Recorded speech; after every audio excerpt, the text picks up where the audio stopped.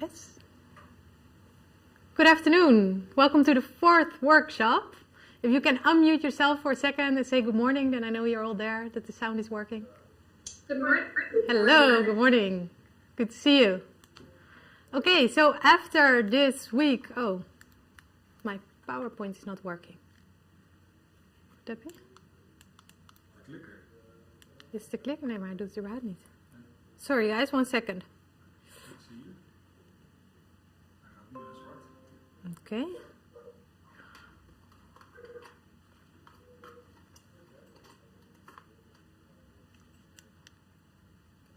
Yeah, it works. Okay, cool.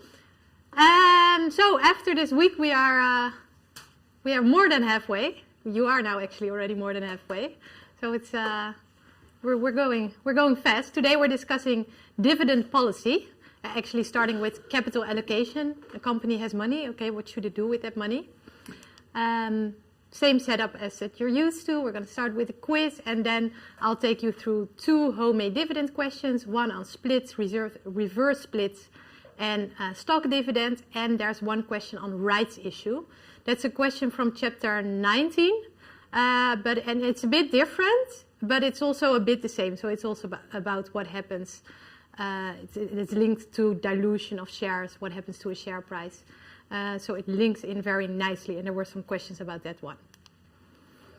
Okay, so I hope that after this week you feel completely confident about homemade dividend, that you know the differences between a share repurchase versus a cash dividend, and also the value implications of both, and that you are familiar with splits, with reverse splits, and with right issues, and that you know what the impact is on the share price and the number of shares outstanding.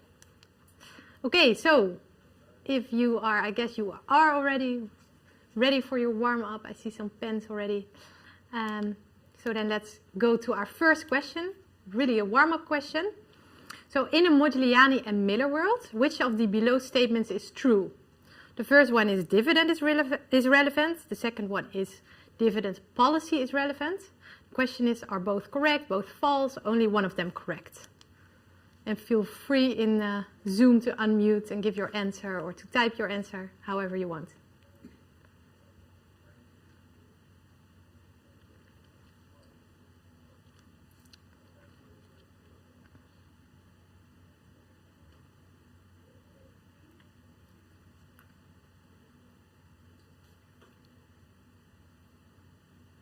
Well, I saw at least 2 A's coming in, and this is indeed the correct answer.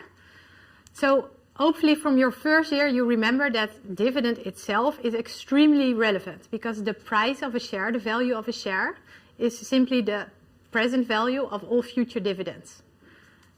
So dividend itself, how much it is, how much the company is earning and can give to its shareholders, is extremely relevant. But the policy on when to allocate and how to allocate, that is irrelevant, and that's proven by homemade dividend. So that it doesn't matter if the company keeps the cash for next year and gives it then or later.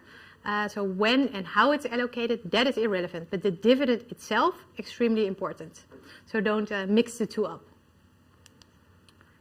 Okay, continuing with that. So there's a company with 1 million in free cash flow, and the company is trying to determine what to do with the 1 million. They can either invest it in a project costing 1 million and having an MPV of 2.3, or they can offer it as a dividend, or they can buy back shares with it.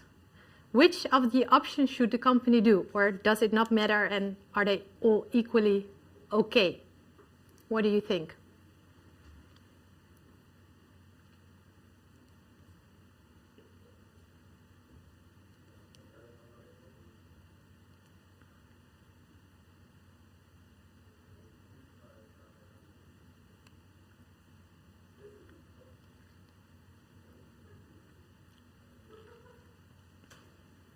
Okay, I see a lot of question marks, so I guess you guys are not really sure. So the correct answer is A. So what is extremely important in this whole dividend irrelevance assumption is that the investment decision is made first. Yes? So a company has cash, And first, it has to make the investment decision. That is, it has to look if it has positive NPV projects. If so, the company should invest in those projects. Because if the NPV is positive, it means that the return on those projects is more than the return that the shareholders demand. So it's better for the shareholders if the company keeps that money and grows with it, because that will deliver more return than if they pay it out to the shareholders. Yes, so this investment decision is the first one made, and after that decision is made, then dividend policy is irrelevant. Yes, but it's after that. So first decide how much to keep to put into positive NPV projects, then what's left.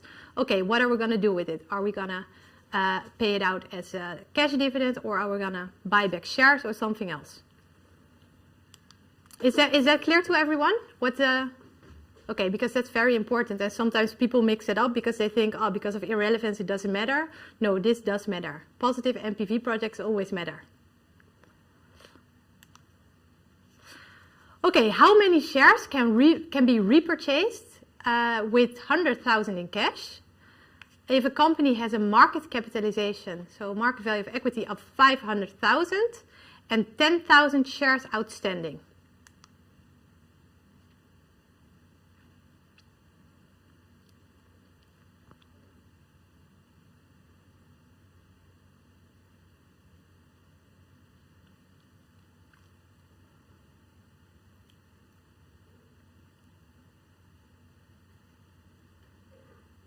I see a lot of correct A's coming in. Indeed, that's 2,000. Anyone want to tell how they got to the 2,000? So basically, you take 500,000, you divide by 10,000 shares to get one, like the share of one price. Very good. And take 100K and divide by the share of price to get how much you can buy. Perfect. Thanks a lot for the explanation, Oktay. Indeed. So first you calculate what the price is for one share by taking the market capitalization, so the market value of equity divided by the number of shares. And then you check with 100,000 how many can you buy of those 50 euro shares. And that is 2,000. So that means that after the repurchase, first the company had 10,000 shares outstanding, they buy back 2,000, and now they have 8,000 shares left outstanding. And we're going to continue with this example. And the next question on this is, what will the price per share be after those 2,000 are repurchased? And you can fill in this nice table I made for you to make it like a clear overview for yourself.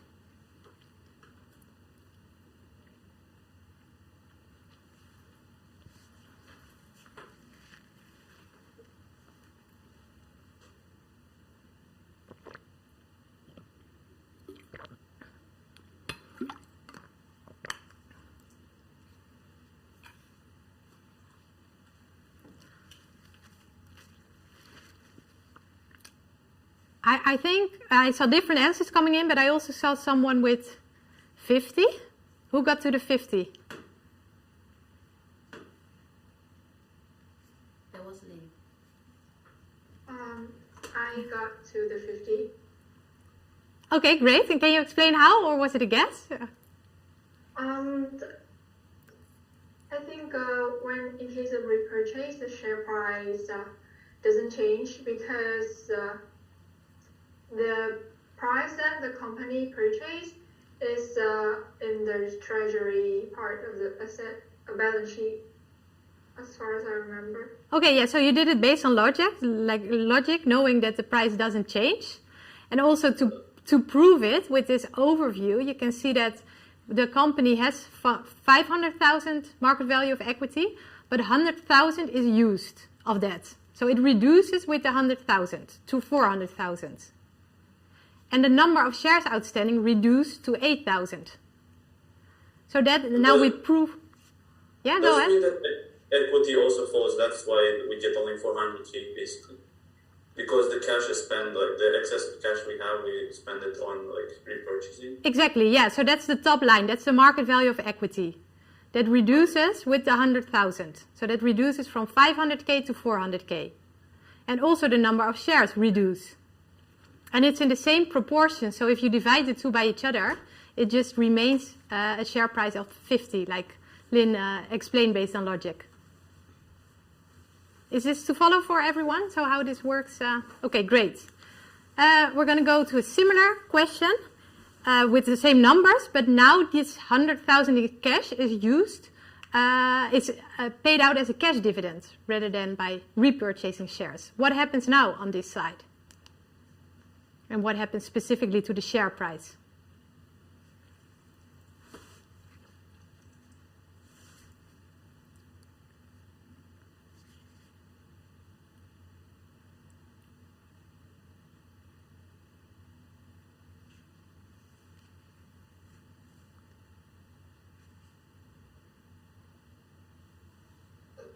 I see a lot of correct answers coming in. Indeed, it drops to 40.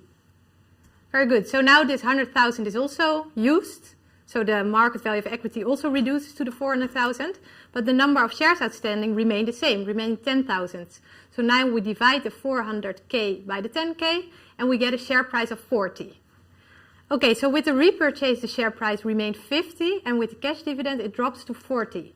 Does this mean that a repurchase is better for shareholders?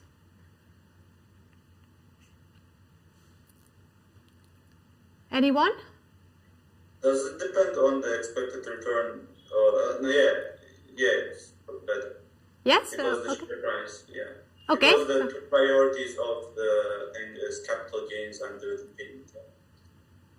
Okay, so you think yes. Are there any other thoughts? I actually think no. Okay, tell me, Lisa, why no?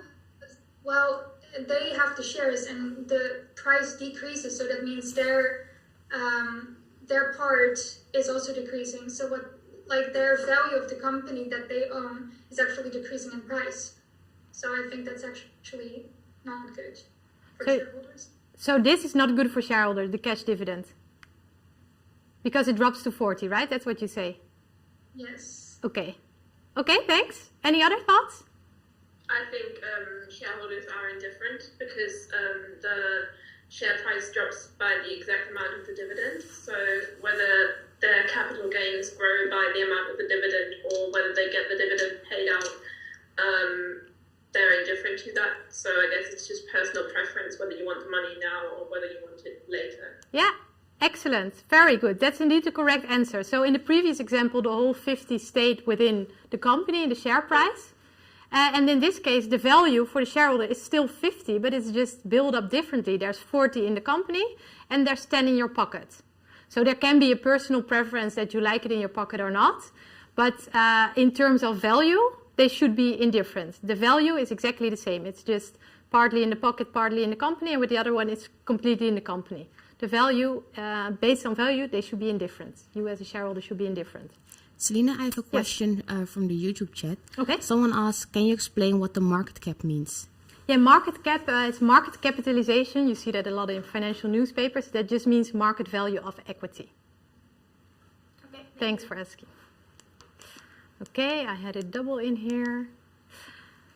Okay, so we said in terms of value, without any market imperfections, you should be indifferent between a repurchase or cash dividend. But what we see in the real world is that repurchases are happening more and more at the expense of cash dividends. So there seem to be some positive things about a repurchase in the real world. Can you help me? Which are reasons to favor a repurchase over a cash dividend in the real world? Anyone? Any thoughts? I guess you Maybe when you repurchase, you gain more power or more control because you have less shareholders or more majority shareholders rather than loads of different shareholders. So it might be easier to make decisions. Okay, yeah, I like it. It's a. Also, I think there is a tax advantage if you repurchase and if you have to pay the dividend. Very good. Yeah, there's indeed in many countries a tax advantage because with the repurchase you only pay tax over the increase in share price, and with dividend you pay tax over the whole dividend. Very good. There's an important argument on flexibility. So once a company announces a cash dividend, it says something about the future expected earnings. So if they say we will increase the dividend from 3 to 4 euros per share, shareholders actually assume that this will stay, that this will remain. So for one-off good earnings, it's not really good to give it as a cash dividend because shareholders will expect that the dividend remains high. Whereas a repurchase is much more flexible to do it 1 year, yes, and the next year, no. So that's a very important thing. Then when employees have stock options in a company, they will, and when a lot of new shareholders join, their ownership will dilute, whereas when you repurchase it, you bring it back. Also, there could be a thing that management thinks that the company is undervalued, that the stock price is too low.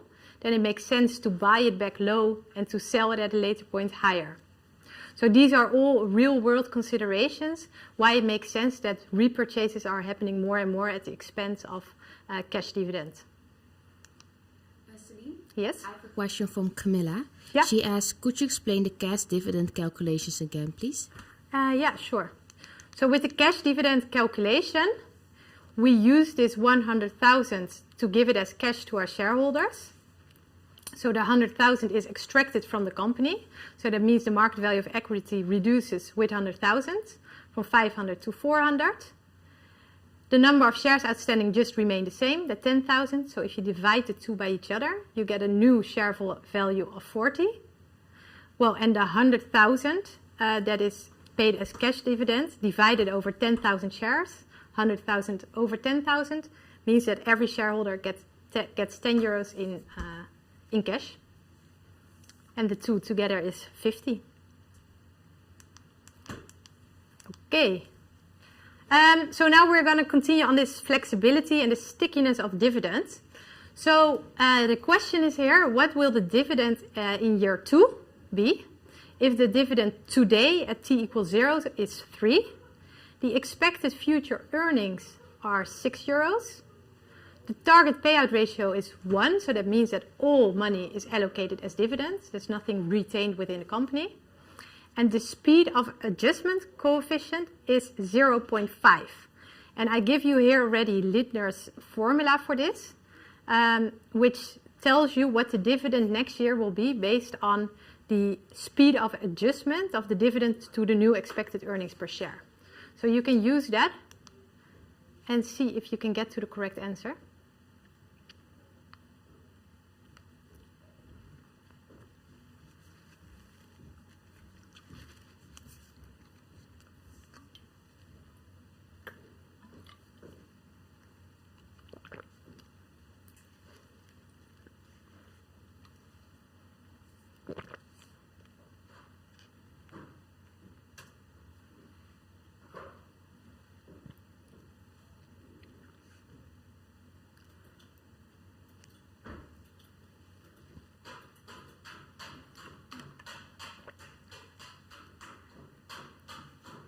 Can you go back to the slides? They don't see the slides. Okay.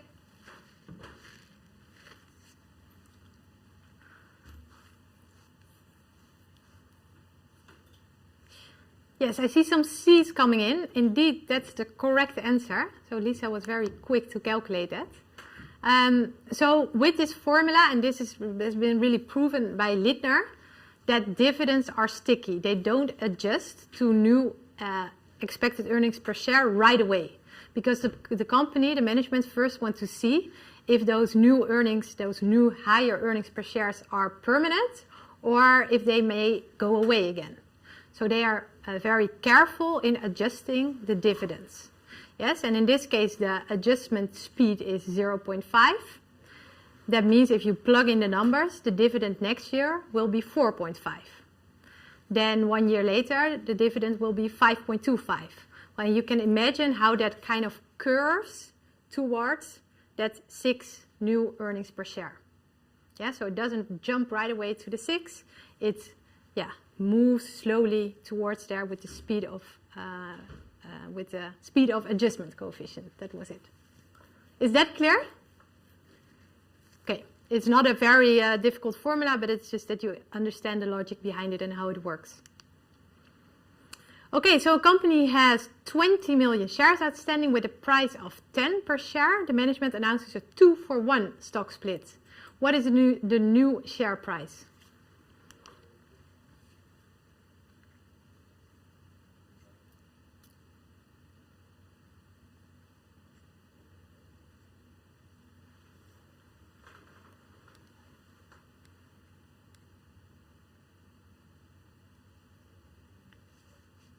Yes. I see many correct A's coming in. But sometimes people are, it's not so difficult, but sometimes people are still a bit puzzled about this. So think of it, when you get this in your exam, just think of it like this simple picture. With a stock split, it's just like you split one share into 2. So that one share had a value of 10, now you split it into 2. So the value is now 2 times 5. Yeah? And if you get it with a bit more complicated numbers, like the market value remains the same. That was 20 million shares for 10 euro per share is 200 million. You now have 2 times 20 million shares outstanding, so 40. If you divide 200 by 40, you get to a share price of 5 euros. So that's if you take the longer route, but you can also think of it like cutting it to the middle. Oh, no, I didn't want to show that yet. I wanted to ask you, I don't know if you saw it already, but what would be a reason for a company to do a stock split if the market value of the equity doesn't change? It happened to Tesla, if I'm not wrong. Very good, yeah. Because when the shares rise too fast in price, it creates a fake inflation that can cause a huge, it's not the real price of the company, and basically then if there is a crisis or inside the company, people will basically not be able to buy it out. Yeah. So it's difficult to say it's not the real price, but you're correctly right that indeed this happened to Tesla. So for some companies, the share price increases to such a high number that investors, simple investors like you and me, cannot afford it to buy shares in the company.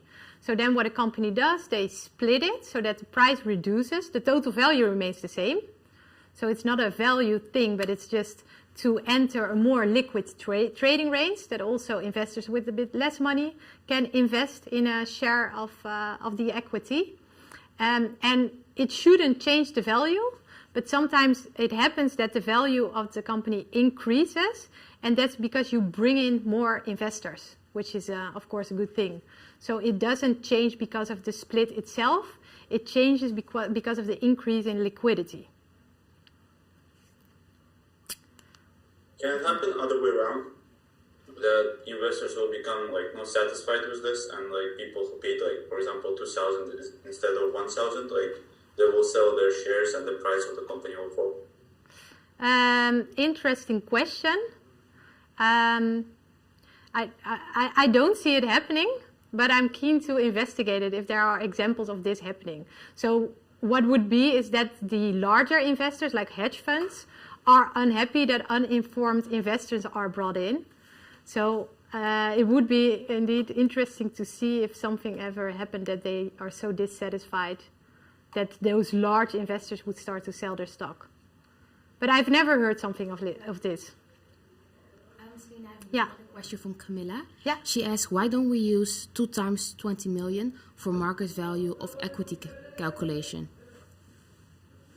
2 times 20, because 20 million are the numbers of shares outstanding. So to get the market, 2 times 20, no, so to get the market capitalization, you do the number of shares outstanding times the share price. And that's initially 20 times 10, or later 40 times 5. But it's not correct to do 20 times 10. 20 times 2 times 10, that's not correct.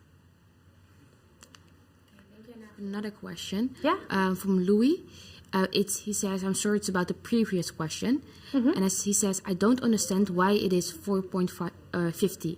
I calculated it and got another value. At the end of the formula, you do something with T2, which I don't understand. Okay, thanks for asking. I'll go back to it. So I went quite quickly there. So to get to T is 2, you first had to get to the dividend next year. So I asked for the dividend in year 2. means you first have to calculate the dividend in year 1, which is 4.5, and then you use that 4.5 in your formula to get your dividend in year 2. So then for year 2, it's the 4.5 plus the speed of adjustment of 0.5 times 6 minus 4.5, and then you get to 5.25. So 4.5 is correct for next year, but for the year after, it's 5.25. Okay, thank you. Sure. Okay, if there's no more questions about the quiz, I'm going to continue with our first exercise on homemade dividend. So assume you own 2,000 shares in a company which will exist for only 2 more years. In year 1, you will receive a dividend of 0.25, and in year 2 of 0.75. The required return is 18%. And there's 2 questions. The first one is what's the current price? And the second one is if you would rather have 2 equal dividends in the next 2 years, how can you create that with homemade dividends? Well, let's see.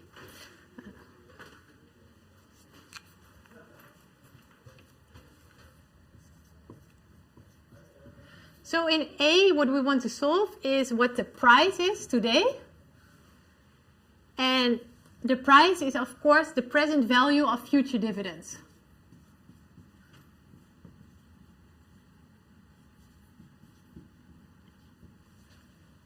We know that the dividend next year is 0.25, 25 cents, and the year after it's 75 cents.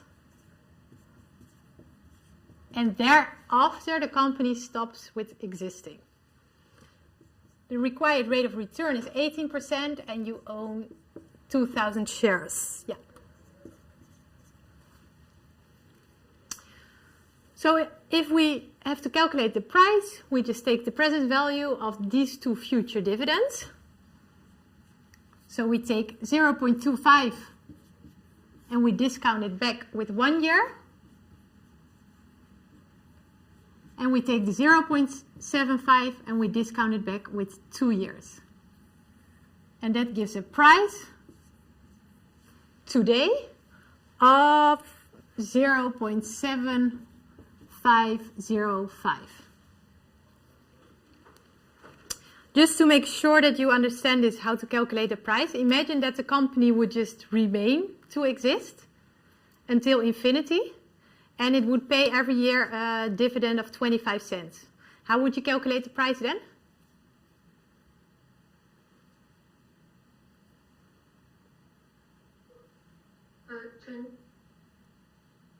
Yes, go. 125 divided by 1.18. Okay, by 1.18 or it's until infinity? Oh, sorry, 0.18. Very good, yes. So if it would remain existing, you would take 25 cents, if that's the dividend for every year, and you divide by 0.18. You use the perpetuity formula. And if there would be a growth rate of 3%, how would the formula look then? Then you divide it by 0.18 minus 3%. Very good, yes. So then you would take the 25 cents divided by R minus G. Very good. Okay, cool. So we know that the price is 0.7505. So this is our A. And now we want to solve how we can create 2 equal dividends.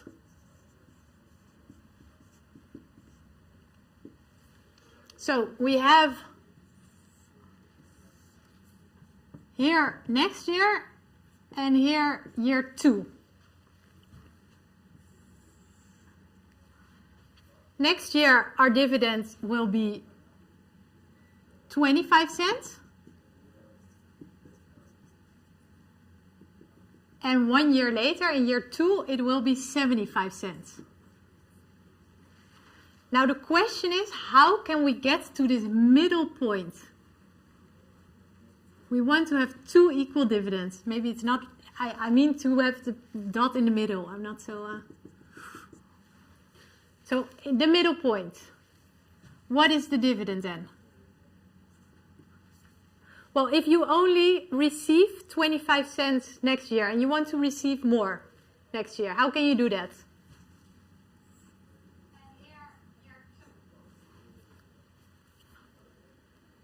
Anyone, how can you do that? How can you create more dividends, more money next year at the expense of money 1 year later, in year 2? You sell your shares. Very good. Very good. You sell. Because then you have the 25 cents plus the gain from selling shares. Okay, but how much do you sell? That's the question. First of all, we need to know at what dividend the price will be the same as the price that we have calculated that it should be. So this is our step 1. We want to know when dividend of 1 equals dividend 2.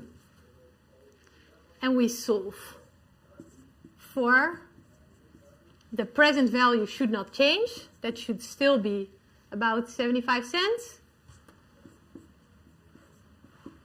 And that should be from an equal dividend in year 1, which is discounted back with 1 year, plus the same dividend as this one,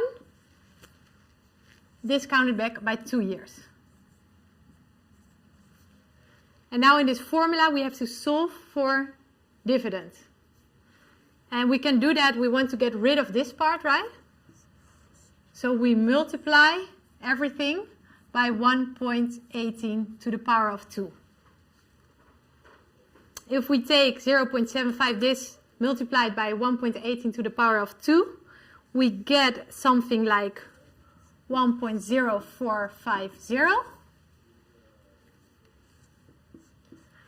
If we multiply this by 1.18 to the power of 2, you will get, well, here 1.18 to the power of 2 and here 1.18. You get rid of 1, so you get 1.18 dividend. Plus this multiplied by that, you can get rid of the 1.18 to the power of 2, so it's just 1 times dividend. Now you add these two up, right? You can just add those two up, so you get, it's 2.18 dividend. And that means that the equal dividend should be 1.0450 divided by 2.18. And that is a dividend of 0.48, if I round it. So that is the dividend that we want next year and the year after, because we want equal dividends.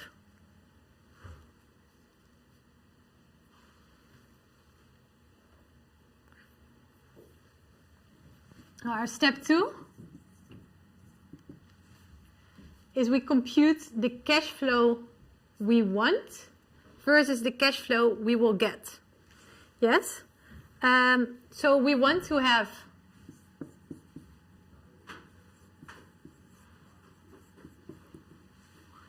we own 2,000 shares and we want to get 2,000 times, that's 0.48. And that is a value of 958.72 euros or dollars. I don't remember what the question was. It doesn't matter. And the cash flow we get is 2,000 times 25 cents. So that means we get 500. And that means what we have to sell is shares worth in total 458.72.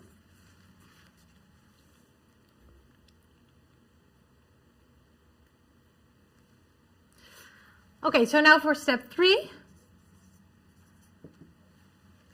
we have to calculate so how many shares we need to sell to raise this money. But first we have to do a little side step, and that is we're going to sell at t equals 1. So we need to know what the price is at at t equals 1. We know the price today, but we're going to sell next year. And of course, the price will be lower because the dividend of 25 cents has been paid already. So I'm going to write it here. The price next year, so for which you will sell, is only one dividend is left in year 2. So you discount it back with 1 year. And that means the price next year is, where do I have it? 0.6356.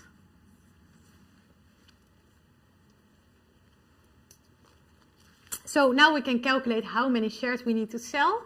So it's this money that we want to raise. And we divide it by the price that we can get for 1 share.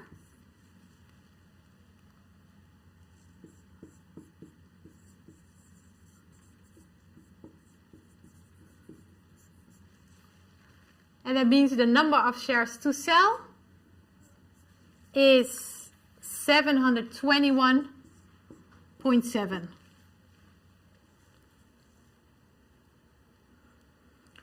Well, yes? Gregoire asks, where does the 1.18 to the power of 2 comes from in the formula? It's just something I added to solve the formula, because it's very hard to solve here with the 1.8, the divided by 1.18 to the power of 2. So my way of mathematically solving it is I multiply everything by that 1.18 to the power of 2, so I can get rid of this. Okay, thank you. But feel free, if you have another way to solve it, to do it in your way, but I always find this an easy way. Okay, and another question about Yeah. P1. For P1, why do we divide 0.75 and not 0.7505? Because here again the price is the present value of the future dividends, and the only future dividend left is the one in year 2, and that's 75 cents. So don't confuse it with this number. This was the equal dividends, but here the price is the present value of that future dividend. Okay, thank you. And last one, Coqueline asks, where is the 0.6356 comes from? Wouldn't you subtract the divided from share price? Yeah, so this is the share price. So I divide the money that we need with the price at year 1, which we have calculated here. And that means we need to sell 721.7 shares. Okay, thank you. Sure. And now I round this to the nearest number, because in principle we cannot sell fractional shares. So that means we're going to sell 722 shares. And let's check what that means for the cash flow in year 3. So we have here the cash flow in year 1 calculated, that we want that cash flow. And is it correct that we have in year 2 now the same cash flow? We sold the 722 shares. So the cash flow in year 2 is we no longer own 2,000 shares, but 2,000 minus the ones we sold. And those are entitled to the 75 cents dividend. And check that is indeed, well, because of this rounding, it is 958.5. So yes, it is the same, it works.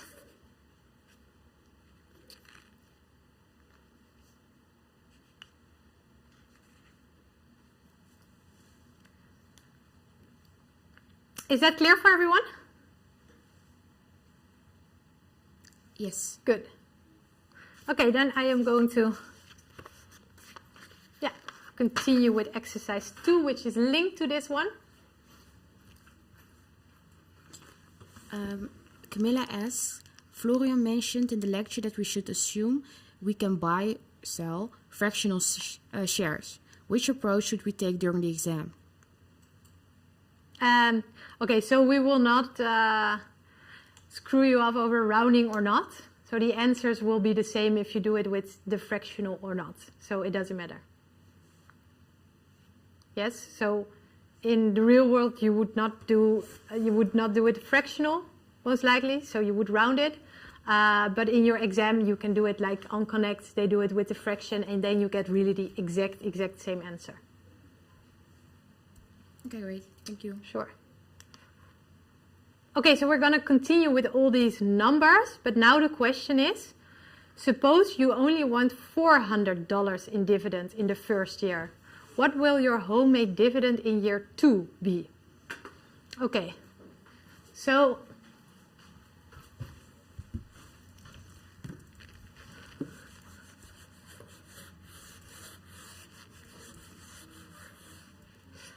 we were here, and 0.25 times 2,000 shares equals 500. We'll get rid of this one because that was the previous question.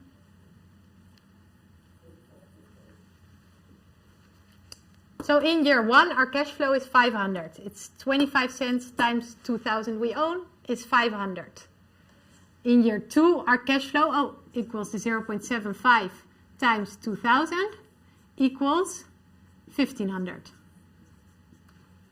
Oh, it's not euros. So. Now the question is, how can we get to a position? Next year we don't need so much money, but the year after we want to do a lot. We need a lot of money. So what can we do to get to this point where our cash flow is only 400? And what does it mean for that point? How much is that point? Okay, if we said to increase our cash flow, we need to sell. What can we now do to decrease our cash flow the first year? Buy shares. Very good, thanks. We buy.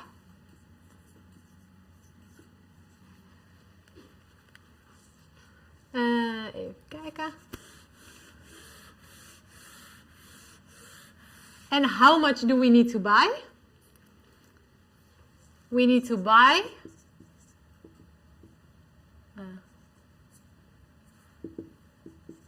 we buy worth of 100 in total.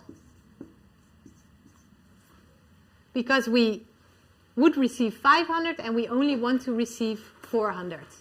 So the total value of what we are going to spend is 100.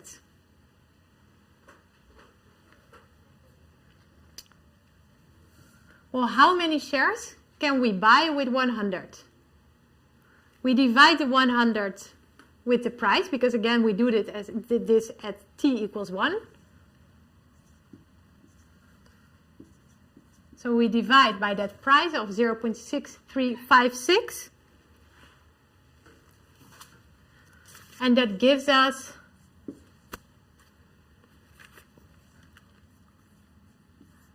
$157.33 shares to buy. There's another question from Kathleen. She says, or he says he doesn't still understand how we get the 0.6356. Yes. Isn't share price after dividend payout just share price minus dividend payout? Why do you discount to get future value of this share? Okay, so what I got from the question is that it's still unclear why the price at 1 equals this. Yes. So if we have a timeline, this is year 1, this is year 0, year 1, and year 2. Here we have a dividend of 25 cents, and here a dividend of 75 cents. So the price here is the discounted value of this one, discounted back by 1 year, and this one discounted back by 2 years, right? So we divide. And now we want to do the same, but now we want to know the price here. So the price at this point, the dividend has been paid out already. So no new shareholder is going to pay for the dividend that you received. Right? So the price that shareholders here are willing to pay for this share is just the present value of only that one dividend left. So this price is only the 0.75 discounted back with 1 year, from year 2 to year 1. So that's why you discount 0.75 by 1.18. And that's over there. Okay, thank you. Yes? Is that Yes. clear? Okay, good. Let me see where I was. So we said that we need to buy worth of $100. And that means we can buy approximately 157 shares for that. And, well, that was also step 2 already. So what does that now mean for your cash flow in year 2? So this is step 2. Well, let me prove the cash flow in year 1 is the 2000 times 0.25 minus the 157.33 you buy times the price you pay for it, which was 100, right? So here we get just 400, yes? And that means your cash flow in year 2 is now 2000 plus the shares you bought. So you now have a higher share in the company.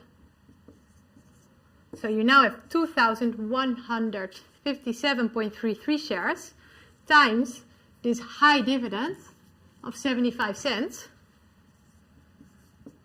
And that means your cash flow in year 2 will be $1,618. And if we look at our graph, it makes sense, right? So this is our point there. It should be above the 1,500, and yes, it is 1,618.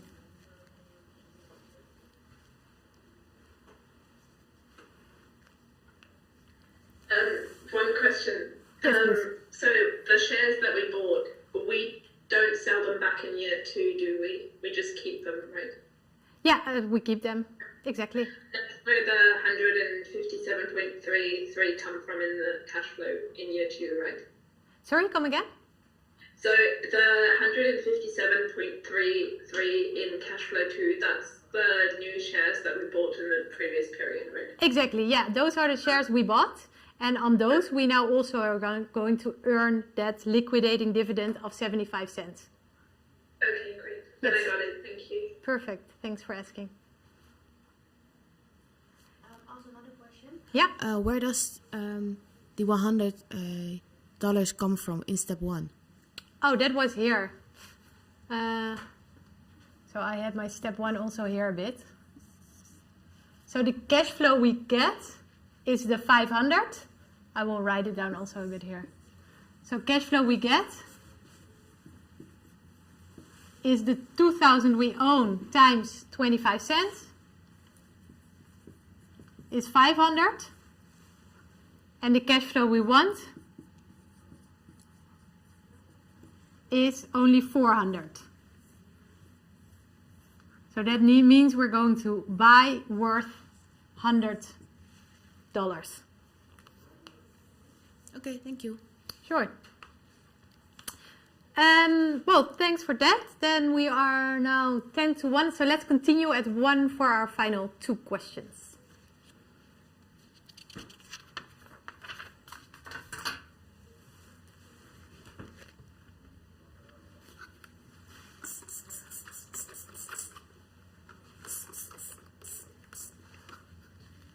Hebben we uitgelegd?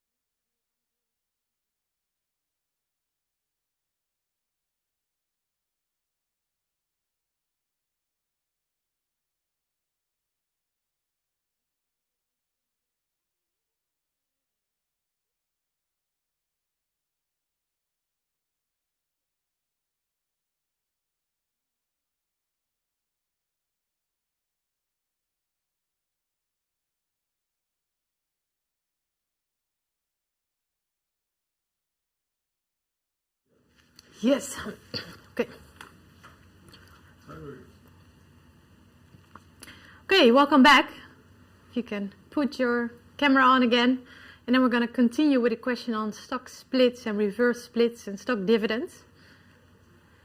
So we have... Miss, Yes. I want to ask just one question a little bit about the shares. Is that, like we talked about the X and pre, the shares, like when the dividends are paid out and after the time the dividends are not paid out, yeah? Sorry, come again? We talked about? When the share price drops after dividends are paid out. Yeah? Yeah. So when we want to calculate the price for the future of the shares, do we take that into the account or not? Yeah, so it's the ex-dividend price. Yeah. So what we just calculated is price at time is 1, is the ex-dividend price.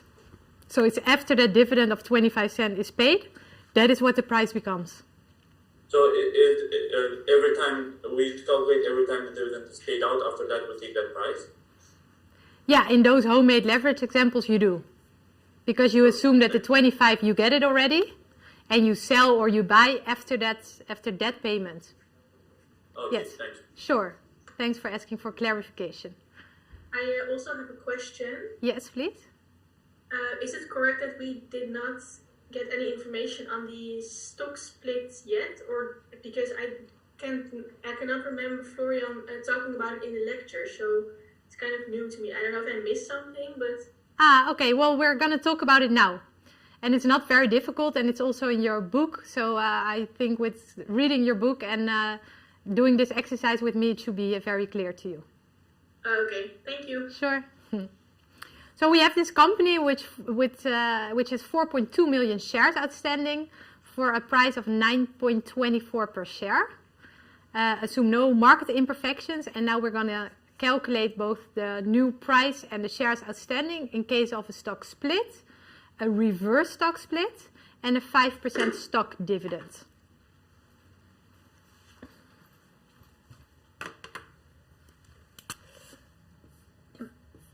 Let's see, so we have 4.2 million shares outstanding for a share price of 9.24. This means that the market value of the equity is, of course, the number of shares outstanding times the share price. So the market value of the equity equals 38.808 million. And what is very important for you to understand that in all three cases, with the split, with the reverse split, with the cash dividend, this doesn't change. So the value of the equity in total remains the same. That remains the same. Okay, so in A, we have a 7-to-4 stock split. This means that for every 4 stocks that you owned before, you get now 7 in return. So the numbers of shares outstanding increase, right? Because for each 4 before, there are now 7. So it increases the new number of shares outstanding is this 7/4 times 4.2 million. And that means that after the stock split, we have 7.35 million of shares outstanding.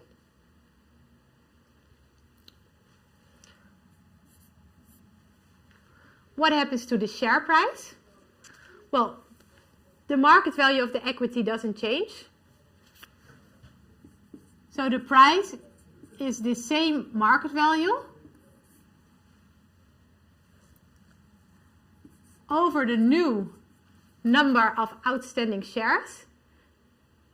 And it means, while the number of shares increase, the price drops to 5.28 cents per share. What you can also do is you can take this price and divide by 7, multiply by 4. But I find it very good for your mind to understand it, that the market value doesn't change, the number of shares outstanding increase, and so the new share price is the market value of equity divided by the new number of shares outstanding. So this is just a simple trick how it always works. Okay, we spoke about this in the quiz already a bit with Tesla as example. Why would a company do this? A company would do this to enter a more liquid trading range. So this is easier. Well, in this example, it doesn't really matter, $9 or $5 per share. But if this was 9,000 or 5,000 a share with a lower price is easier for investors with less money to invest in.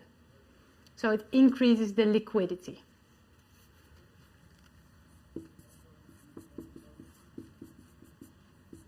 To enter a more liquid trading range.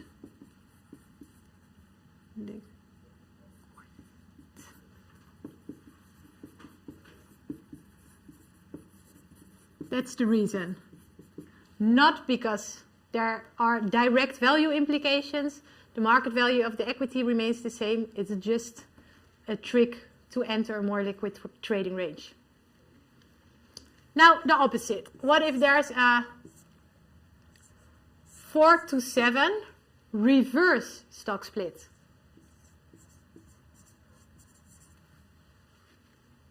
In this case, for every 7 shares you own, you get now 4 in return. So of course here the opposite happens. The number of shares reduce. And they reduce to 2.4 million shares outstanding. So from 4.2 to 2.4.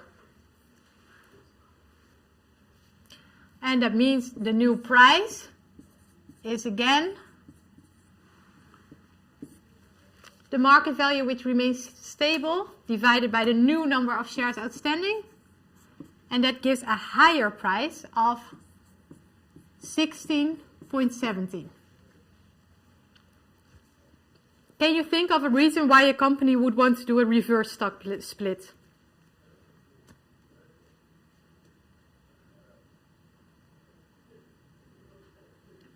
Maybe when the company believes that its equity is undervalued. Yes, you're very warm. So it doesn't really have value implications, but you would do the reverse stock split because you think the price of a share is at an unrespectable low level. So you want to bring the price back to a respectable level.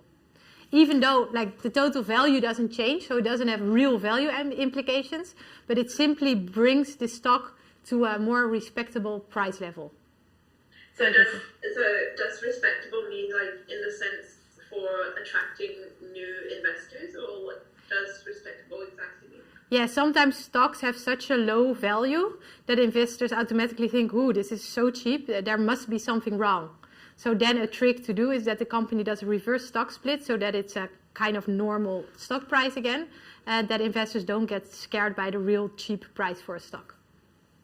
Okay, thank you. Sure, thanks to you. So to bring back to respectable level.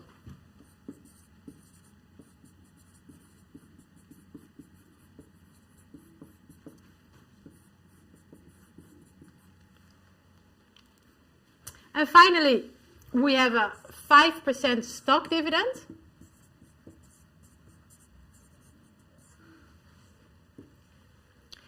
And that means that you get 5% for each share you own. And since there's 4.2 shares, it's the 1.05 times 4.2. And that means the number of shares outstanding increased to 4.41 million. And again, no value implications. So the market value remains 38.808 million over the new number of shares outstanding. And that lowers the price slightly to $8.8.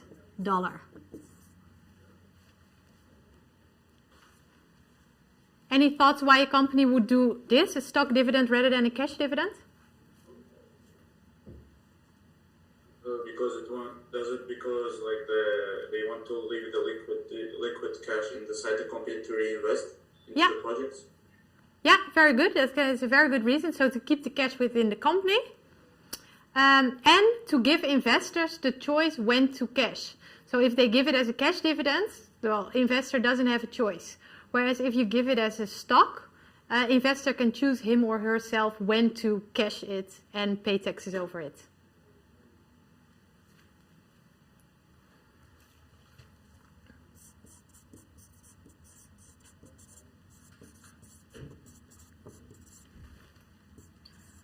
So you leave the choice to the investor when to cash.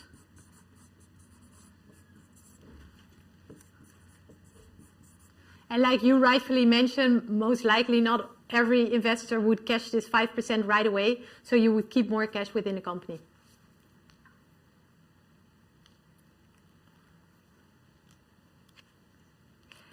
Are there any questions about this? Maybe in the YouTube chat? Yes, I have a question from Kandar. Yeah. And he asks, so it's the price of the share after paying out dividends. And he's talking about, like, is it X price of the share? It's the price. So this is the price after paying a stock dividend. Yes. Yeah. Yeah, I guess this person is now confusing it with the present value, which is the future dividends and the ex-dividend price, I guess. Oh, yeah. But this is then the ex-dividend price. So after this 5% stock dividend has been paid, the number of shares increase, so the price decreases. Okay, thank you. Sure. So I hope you agree with me that this is not the most complicated stuff. This split, reverse split, you just need to know how to do it. So my recommendation is always do this calculation and make sure that the market value of your equity doesn't change. It's only the shares going up or down and the price doing the opposite. Okay.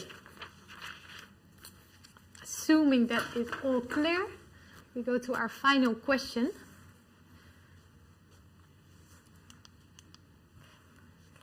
And this is on a rights issue. So I believe this is chapter 19 in your book. And there were some questions on that on discussion board.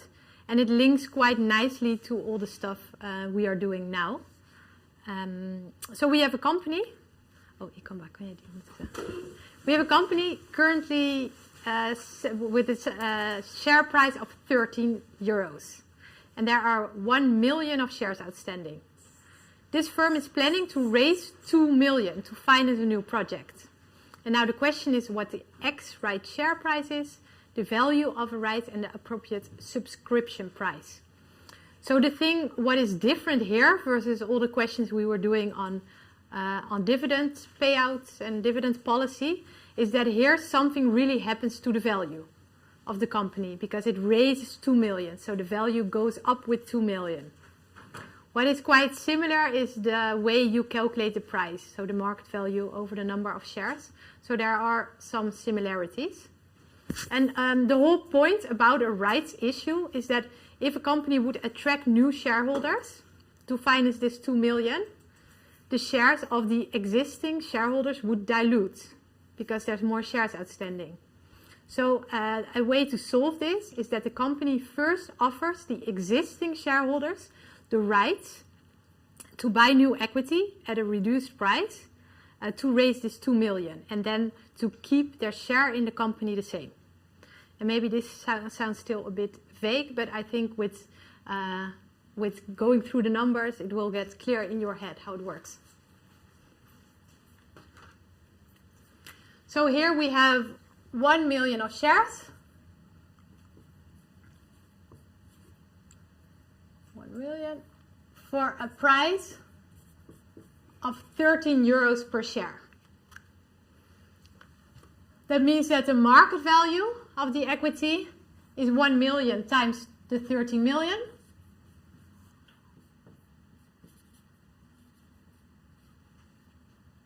the 1 million times 13 euro, of course.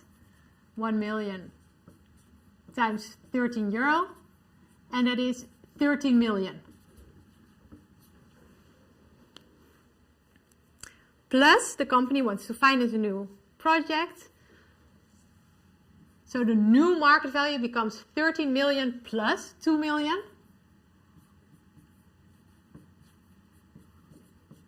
So the market value will grow to 50 million.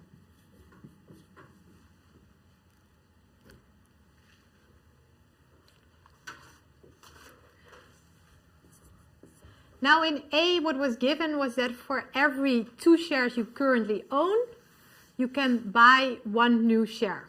This is the right that is given to existing shareholders. And such a right is called a 1-for-2 rights issue, because for every 2 you own, you can buy 1 share.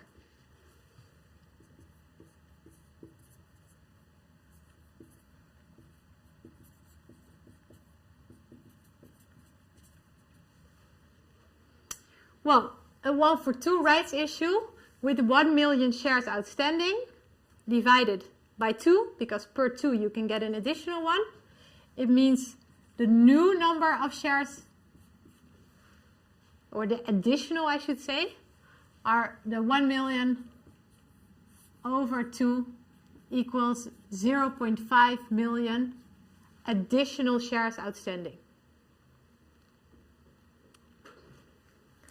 And what this means for the price following this rights issue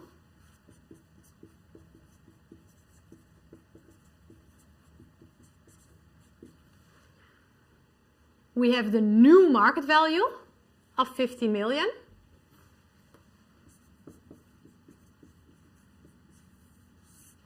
And we divide it by the new number of shares outstanding, which are the 1 that were outstanding already, plus the new ones from the right issue. So we divide it by 1 plus 0.5 million. And that gives you an X rights price of 10 euro. So the price drops from 13 to 10.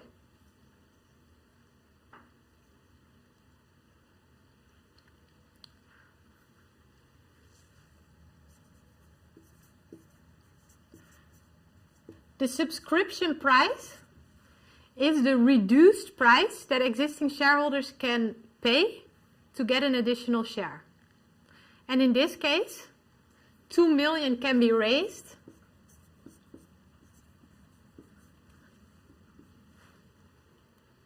by issuing the 0.5 million shares. And this implies that shareholders can, with this rights issue, they only need to pay 4 euros for a new share in the company.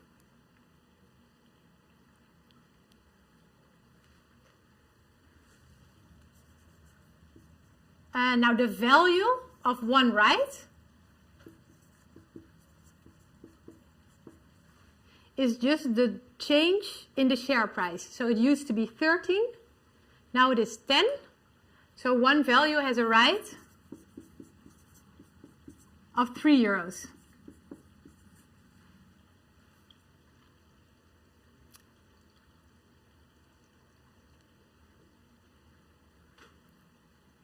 So let's now see what happens with a 1-for-4 rights issue. So that was B. It was said for every 4 shares you own, you can get 1 new. So this is called a 1-for-4 rights issue.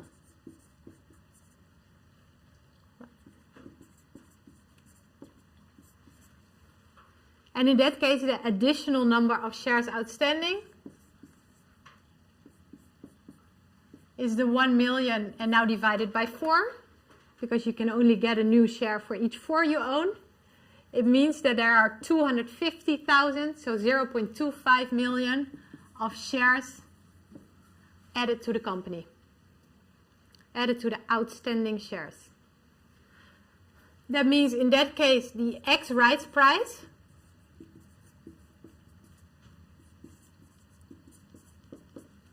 is still this 15 million, because still 2 million is raised. And now you divide by 1 plus the 0.25. And that means the ex rights price is 12 euros.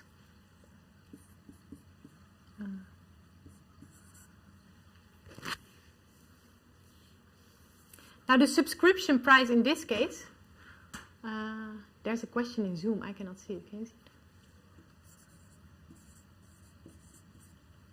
Subscription.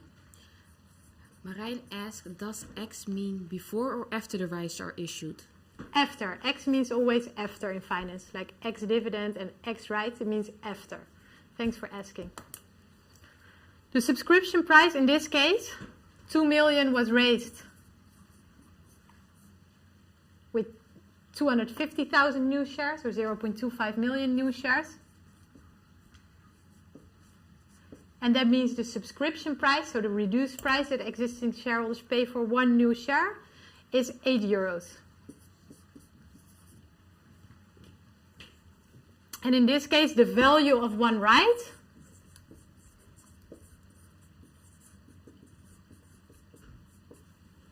is the old price minus the new price. So it's just 1 euro in this case.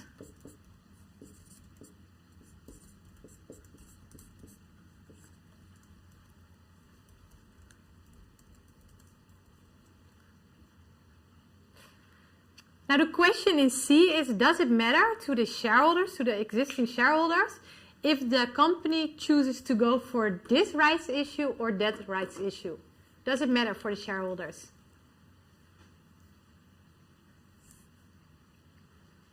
What do you think?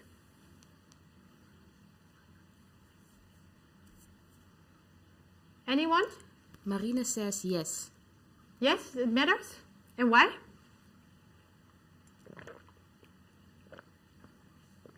With a... Is it because their wealth decreases, like if they look at their equity? Okay, very good comment. So I'm going to show you now that the wealth doesn't change at all. So it doesn't change in this scenario or in that scenario. In the case they exercise or not, it will always stay the same. But I think it's hard to explain without numbers, so I'm going to show you some numbers to prove this to you. But first, just one comment on it. So the right that the shareholder gets is also the same for all the other shareholders. So if we own a company and you get the right to get 1 extra share for each 2 you own, your neighbor and your other neighbor, all the other shareholders get the same right. So it doesn't matter if it's 1 for 2 or 1 for 20 or 1 for 30. Everyone gets the same proportion. So everyone's proportion stays the same. Does that make sense?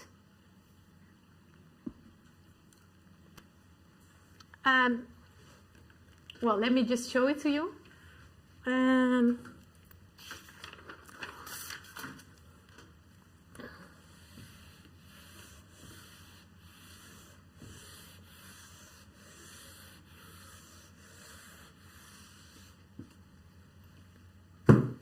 So let's give an example. So assume that you own 40,000 shares in this company.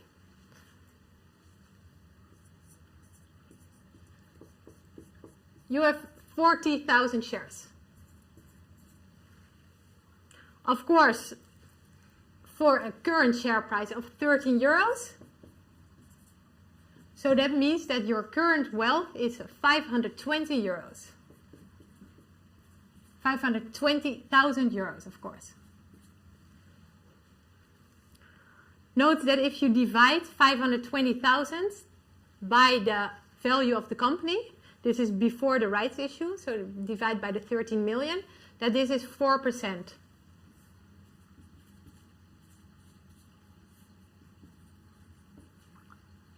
This is 4%. It's important to keep in mind, because that's the whole point of a rights issue. It's the offer to existing shareholders to not have their shares diluted. So to have the option to keep this 4%.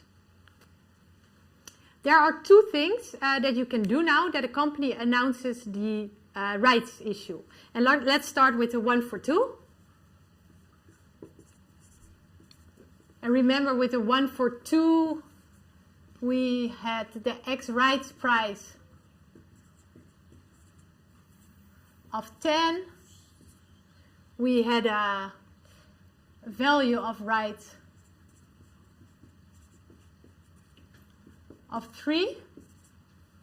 And the subscription price here was 4.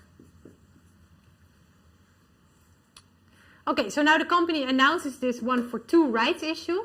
There are 2 strategies, or a combination of the 2, that you can do. First of all, you can exercise your rights. Second of all, you can sell your rights. Well, let's see what happens to your wealth in both scenarios. So if you exercise your rights,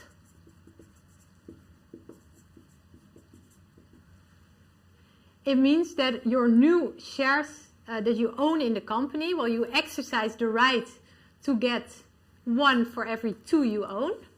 So that means you get plus 20,000 of shares in this company. So you now have 40,000 plus 20,000 of shares.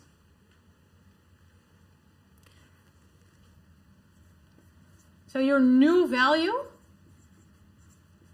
is the 40,000 you had, plus the ones you exercised, plus the 60,000, plus the 20,000 is 60,000, times the new price of 10 euros. And that means your wealth is now, or the money in the company of you is now 600,000. Note, if you divide 600,000 by 15 million, because now the company is worth 15 million, it is still 4%. Yeah, so this is the whole point about this rights issue, that you can keep your 4% ownership in a company. This is not your total wealth yet, because you had to exercise the rights. You had to buy those new shares, but for a reduced price, but you still had to buy them. So you have to do minus the cost of exercising. And that is, you bought 20,000 for a price of 4 euros. So you have to deduct 80,000 to get to your total wealth of 520,000. So you see, your wealth has not changed. It was 520, it is still 520. You own 4%, you still own 4%. So this is a way companies can raise money without diluting the shares of existing shareholders. Okay, there was also another option that you could do. The other option you could do is you can sell your rights.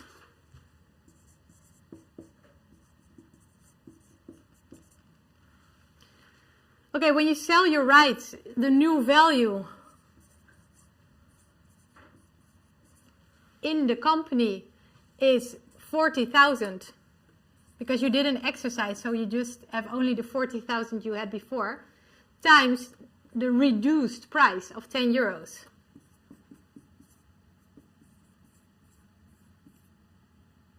Is 400,000. Note, now your stake has diluted because now you own 400,000 in a 15 million company, and that means that your share is now you only own 2.67% of this company. So this is called dilution. Your shares have been diluted. But you chose to do so because you were also given the option to exercise the rights. You said, no, thank you. Okay, then the consequence is that your shares are diluted. However, although your shares have diluted, your wealth in absolute terms, in money, did not change because you sold the rights and you gained something with it. So you sold the rights you have 40,000 rights because you have 40,000 shares. So that is the number of rights you have.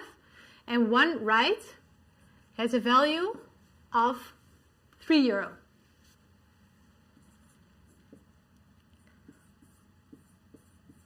So you earn 120,000 by selling your rights. And that means your stake in the company is still 520,000. Or your stake in it, the money you own, your total wealth is still 520,000.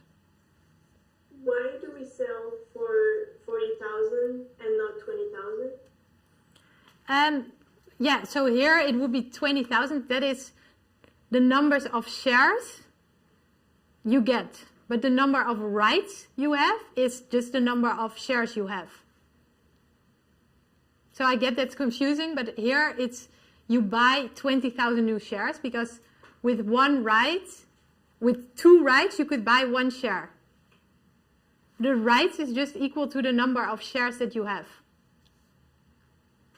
So if you have 60,000 shares, you have 60,000 rights. But how many shares you can buy that depends on the plan. Is that clear? I'm going to show you also the 1 for 4 and then you see again how that works. So just remember here it remains 520,000. In the next exercise with the 1 for 4, you will see it also remains 520,000. The only difference is that the dilution will be a bit less.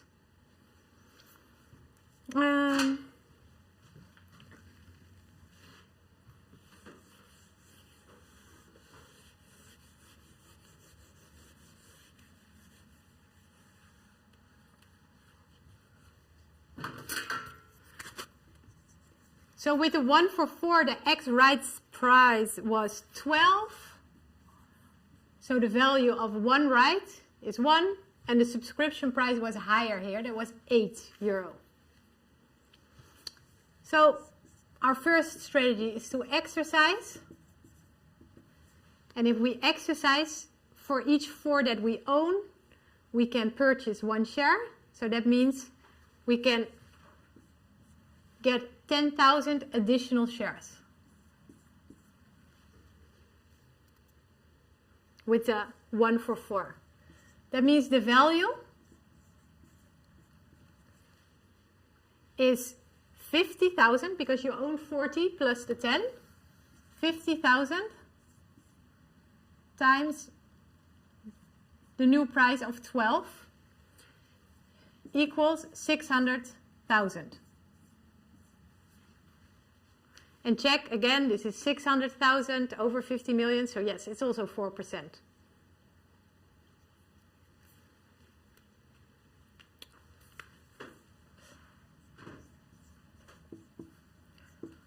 But the cost to exercise, to buy those 10,000 shares, is minus 10,000 times, what's the price you have to pay? €8.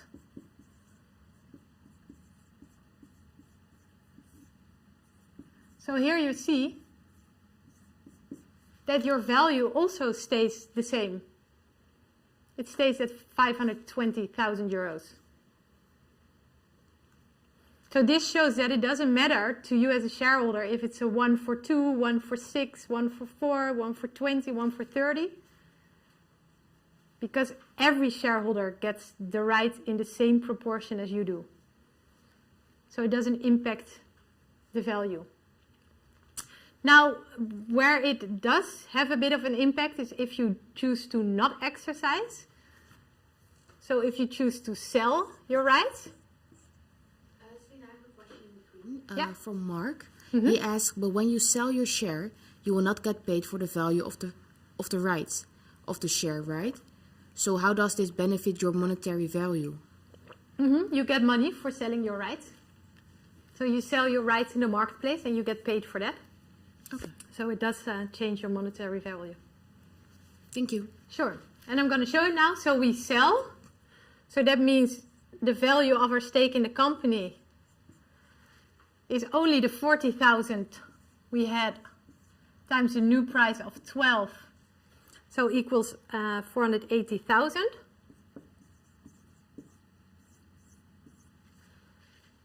And note that 480 is a bit more than in the 1 for 2 case.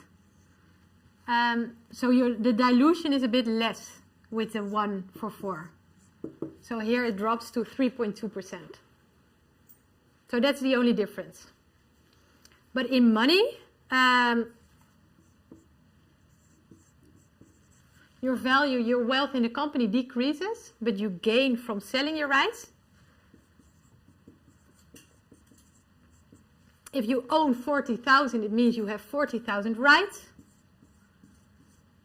times the value of one right, which was in this case €1, equals 40,000. And yes, we are back to our same absolute number of 520,000 euros.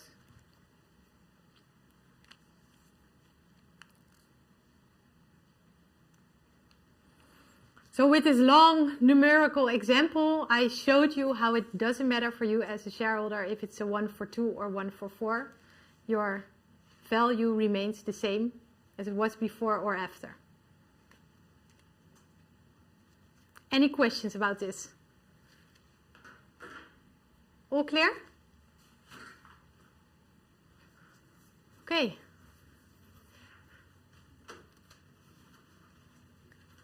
And I guess this was a lot of information, so just go over it slowly, and then once you get it, it's not too difficult. So I hope that after this week you feel 100% confidence about homemade dividends, about selling and buying shares, and how that impacts the dividend you get today versus next year. And I hope you are able to explain and calculate the value implications of a repurchase versus a cash dividend, and that you are comfortable of working with stock splits, reverse splits, and rights issues. Any questions for now, or are you all ready for the weekend?